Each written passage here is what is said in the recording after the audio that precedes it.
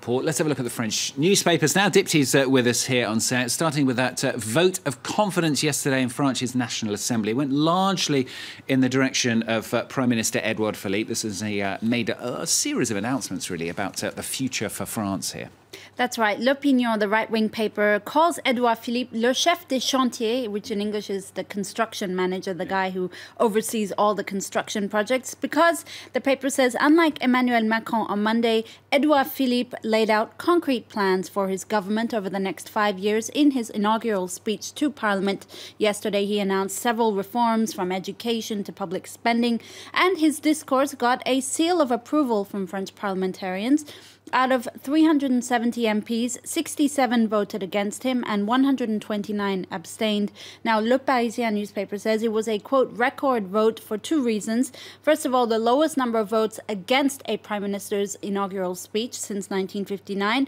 But also the high number of abstentions. Le Parisien says 3/4 of MPs from the conservative Les Républicains party abstained, and we can really see that MPs are setting the tone for Emmanuel Macron's presidency. Abstention is really going to be the major way that they express their opposition to the government. We saw it in the second round of presidential elections. And once again here, Emmanuel Macron's government may have the majority, but his detractors will be manifesting their opposition through abstention. The Parisien newspaper, they're actually looking at the 12 main measures that they see that Edouard Philippe announced in his speech, aren't they? They call it les 12 travaux, or the 12 political measures, if you like. This includes reviewing benefits given to handicapped adults and pensioners, but also putting in obligatory vaccinations for kids, raising the price of a packet of cigarettes to 10 euros, reforming the university entrance exams, things like that. For Le Parisien, Philippe has shown his intention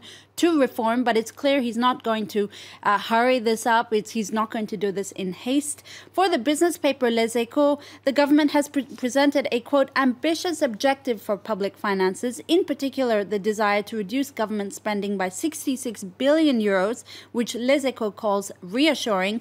But for the right-leaning paper Le Figaro, the government hasn't gone far enough in its proposed measures. I quote, the paper says, at this snail-pace rhythm, by the end of Emmanuel Macron's mandate, the country will still be the one that spends the most and taxes the most. OK, not a good review there from Le Figaro. Libération, the left-leaning paper, they're also a little bit sceptical, aren't they? They are. They're sceptical indeed. Libération calls Edouard Philippe Edouard Filou. Filou in French is a nickname for Philippe, but it also signifies somebody who's wily, who's cunning, who's clever. The paper says the Prime Minister has been clever in disguising his austerity measures, and Libé is on guard against what it calls his unbelievable discretion when it comes to giving bad news. Philippe is also the target of the cartoonist Willem in Libération, the cartoon from today's Libération. You have Macron telling Philippe that it's up to him to explain his highly complex thoughts to the, quote, idiots. This in reference to a Macron aide who told journalists that the reason he's not giving a televised interview on July 14th, Bastille Day celebrations, is because it's too hard for the president to, quote, verbalize his complex thoughts. Very complex thoughts. Now, one of the Prime Minister's initiatives is France's carbon neutrality, or having a net zero carbon footprint. Now, he hopes to achieve this by 2050. That's right. The climate will not wait. That's what La Croix says on its front page. Indeed, global warming will be a key issue during Macron's presidency, but it's also a key issue, Stuart, on the table in Hamburg from Friday onwards as the G20 conference gets underway. And in fact, Laurence Toubiana, who's the head of the European Foundation for the Climate, has given an interview to La Croix in which she says that the French government's initiatives are a good start, but she's called on France to be more ambitious in its combat against climate change. The EU, for instance, has pledged to reduce carbon emissions by 20% by 2020. And Toubiana says in this interview that France must go beyond the objectives set by the EU and really become a leader in combating climate change.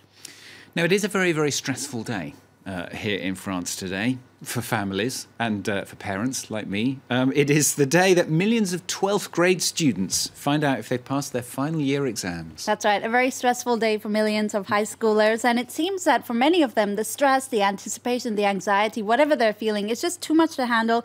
Well, luckily for them, they have Twitter to vent out their emotions. We didn't. The street paper 20 Minutes says a lot of students have been taking to Twitter to express their nervous energy. And really, if you read this article, it's a really interesting psychological insight into how people handle stress.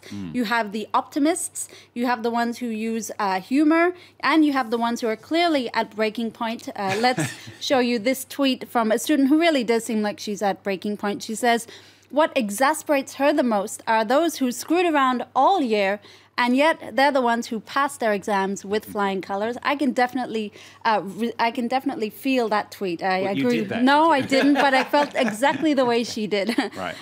While you have another student who's sort of turning to some sort of psychological tricks by saying, really, I can't fail my exam if I don't look at my results. Unfortunately for her, it doesn't really work that way, Stuart. No, poor her, poor her. Oh, well, commiserations to everyone who's feeling a little bit nervous. Hopefully it will be good news. We can but hope, can't we, Dipti? Dipti will be back with the International Press Review a little bit later on.